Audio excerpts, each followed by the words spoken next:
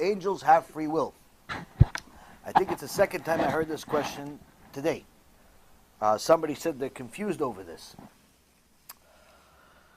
So, free will is not something that we truly can understand in our limited capacity, but we can understand to a certain extent. So,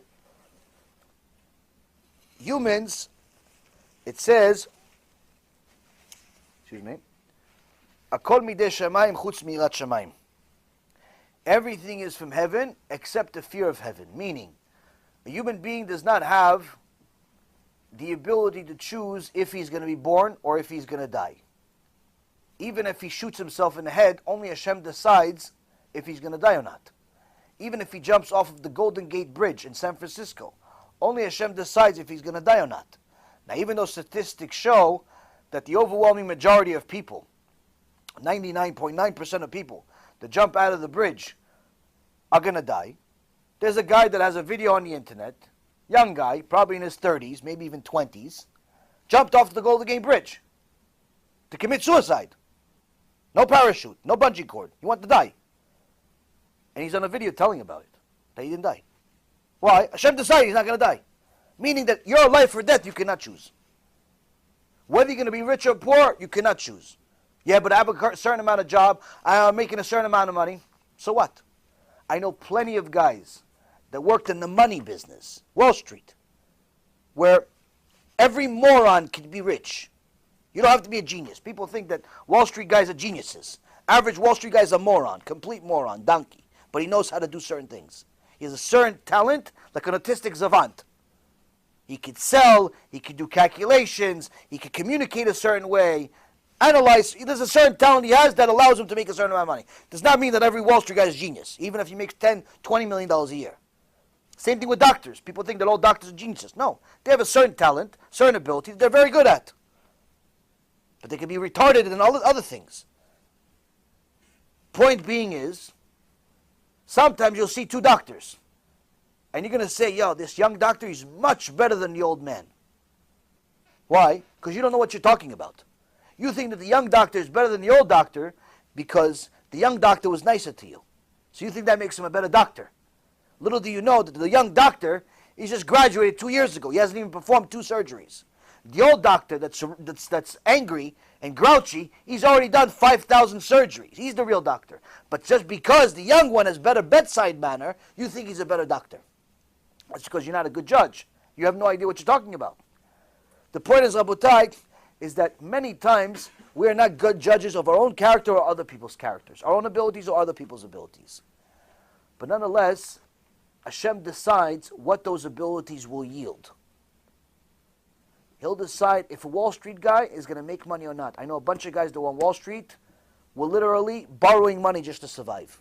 You're in the money business. You're investing millions of dollars for people, but they didn't have a penny to buy coffee with. Nothing. And then I know a bunch of guys that were in different businesses, car washes, laundromats, selling stuff on Amazon, driving taxis, that became millionaires. I know one guy that works for UPS truck, he drives a car till this day. Drives the brown truck. Here, people look, oh, he's a UPS guy. You guys, I know some of those guys that work for UPS worth $15, $25 million. He's still driving the car today. He's going to make millions of dollars every year from UPS. He makes maybe probably $90,000, $100,000 a year. So how did he make so much money? He took the money, invested it, and he made a lot of money. Guy's worth $15, $20 million. He's got maybe 50, 100 properties. So looks can be deceiving.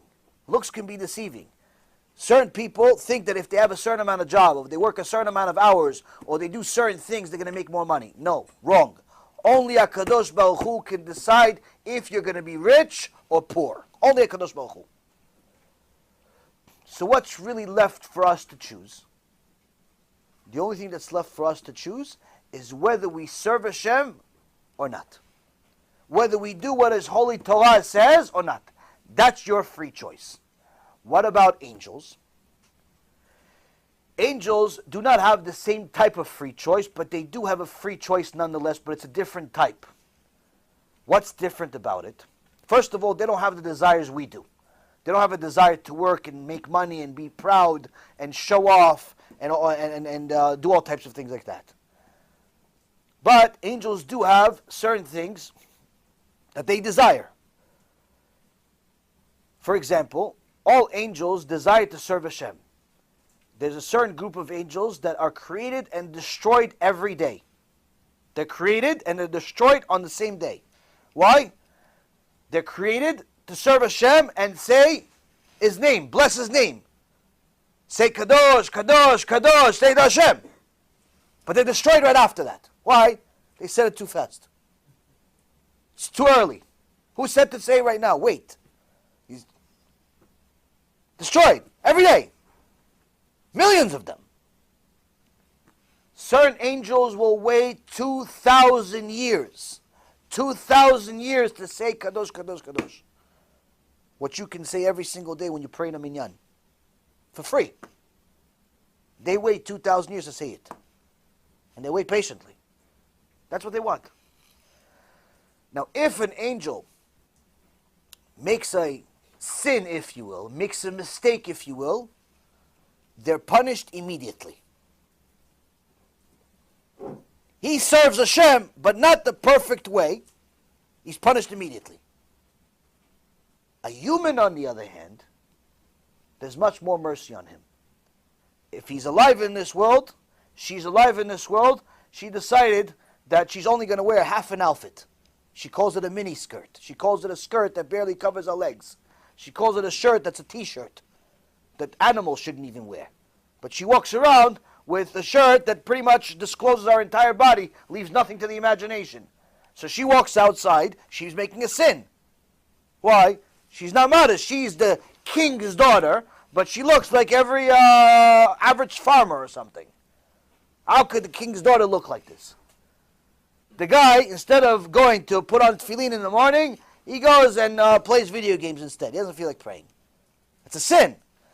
Because HaKadosh Baruch Hu loves that daughter, because HaKadosh Baruch Hu loves that son, even though that son is going against him, even though that daughter is going against him, He doesn't punish them right away. He gives them time. He says, maybe tomorrow, maybe next week, maybe next year.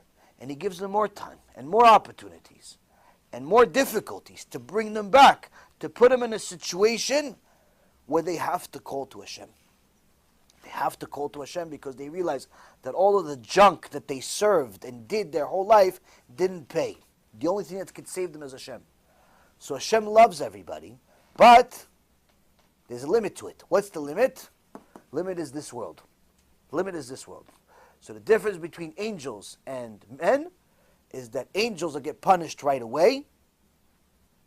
Men do not. Human beings do not. Sometimes they do, but most of the time they do not get punished right away. That's the main difference. Next question. Good question. In the front, please. Wait, hold on with the mic. Thank you. So how do angels sin if they don't have free will? That's my first question. They do have free will, but it's not the same type of free will as us. Meaning, when HaKadosh Baruch Hu created the world, Bereshit bara Elokim et hashamayim v'et haaretz. Later on He says, Na'aseh adam b'tzalmenu kedmutenu. Later on it says, on the sixth day, Hashem says, we'll make man in our image, to our likeness. So Chachamim say, who is Hashem talking to? There's only one God. Who is He? Who's our likeness and our image? Who's our? Our is plural. Tzalmenu kedmutenu. These are plural words. So Chachamim says He's talking to the angels. He's talking to the angels because the angels were created before man. Why is He asking them for guidance? Why does He need advice from them? No, it's that Hashem saw that the angels were His servants, but they were a little bit upset that mankind, that the Am Yisrael eventually is going to be the firstborn son, more important than anybody else in the world. So to make them like a partner, He says, we're going to make man in our image, as if they're a partner to the creation. You are, so don't feel like you're being left out. You're a partner in all of this. Not that He needs their advice. That's also the way of a king, is to have servants. But what do we also learn? Parashat Noach, it says that the Nephilim were giants that were half man, half angel. And the Midrash says, where did this half man, half angel come from? Two angels, when Hashem says, let's make man in our image, two angels did not say yes. In fact, two angels says, no, it's a bad idea. They're going to go against you. They're going to sin in this world. It doesn't make any sense. In essence, what they were saying is, Hashem, you're making a mistake. Which shows us they have an opinion. They're allowed to say yes or no. Hashem says, oh, you think that you're better than them? I'm going to send you to the world, and let's see how you do. And he sent them to the world, and they became the Nephilim. And the Nephilim made sins with humans. Humans in those days were different than they are today. Looked different, acted different in so many aspects of it, and also sizes were different. Nephilim were giants, especially in comparison to today. Today we're midgets next to them. And but anyway, these Nephilim were very, very big sinners. And as part of the Mabul, is Hashem punished those two angels and sent them to a place called Azazel. Anyone that's Israeli, there's a terminology, slang term, Lech LaAzazel, go to Azazel. And most people think it's like go to hell. It actually does mean that, but it's a specific type of hell that's for those couple of angels. Now, so here we see that angels do have a certain amount of free choice, but it's a different free choice than ours. Because we made much bigger crimes than they did, but we're still alive. Which means that Hashem is giving us more chances, more time. But also we have more limitations. So they do have a free choice, but again, it's not really free choice. Not for us and not for them. Nothing is free. There's a cost. But it is in essence a choice. So why did Hashem create angels in the first place? Because he obviously doesn't need them. Right, I answered that. Where I said it's the way of a king is to have servants. When does a king become a king? If a king is by himself and he has nobody else, he decided to buy some island in Tahiti, and he's by himself. Is he a king? He's not even a butler. Why? He's by himself. What's the way of a king? The way of a king is to have servants. How many servants? The more servants, the more soldiers, the more messengers that this king has, the more glorious he is. Hashem has an infinite amount of servants. Some are small, little, tiny humans like us. Some are magnificent angels that are the size of the sun. The sun is run by an angel, is an angel. It's one of his smallest angels. The sun is one of the smallest angels that Hashem has. Now go outside tomorrow morning, go look at the sun for 2 minutes. Go look at his smallest angel, go look at it. I want to see. Let me know how it turned out for you. You can't look at the sun for 20 seconds. Why? Because you're going to start tearing until you go blind. And that's the smallest angel. So HaKadosh Baruch Hu has magnificent angels. There are certain different things in the universe. Anyone that looked at pictures of outer space, there's certain images, there's certain things that look like something. There's this huge, enormous image in the sky, the shape of an eye, or the shape of a hand. All of these different things are mystical, but they're supernatural beings, if you will. They have a purpose. We have no idea what it is, but they have a purpose. Now, how big are these things? These things are millions of times bigger than Earth. Millions of times bigger than Earth. Now, there is a Bereta that says, Rabbi Akiva says that there is a certain malach, a certain angel that stands in the middle of the universe. Whatever the middle of the universe means. And its name is Israel. This angel's name is Israel. And on its forehead, it's engraved Israel. What's this angel's job?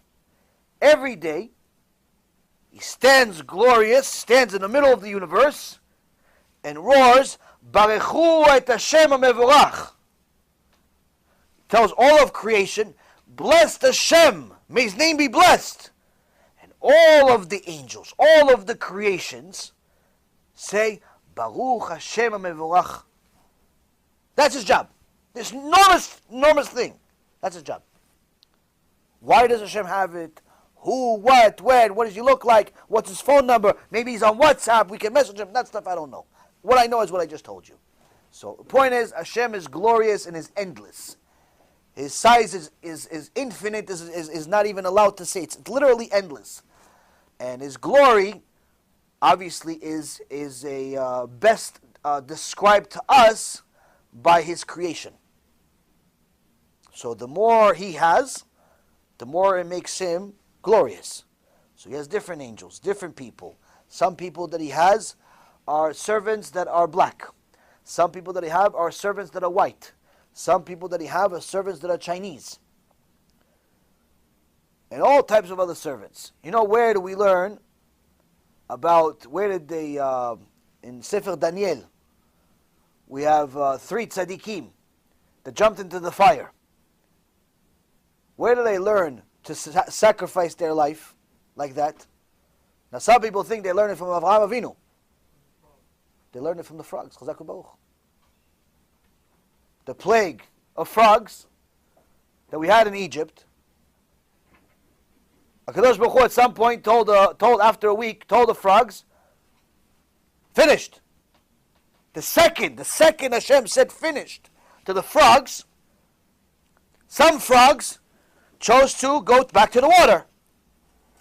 But some frogs, with their microscopic brain, said, wait a minute. By the time I'm going to get to the water, it's going to take me 5-10 minutes. You know, you go through the houses, jump on the way. They're not very fast and big and so on. It's going to take a while to get to the river. All that time, I'm not serving Hashem. It's better to jump into the fire that's right next to me and kill myself. Why? Because that way, I'm not violating Hashem's word for that much longer. Because as soon as I'm dead, Hashem says finish to the frogs. He didn't say die. He said finish, go away. The frog decided to jump inside the fire to die. Why? Because it'll save time. And it could serve Hashem.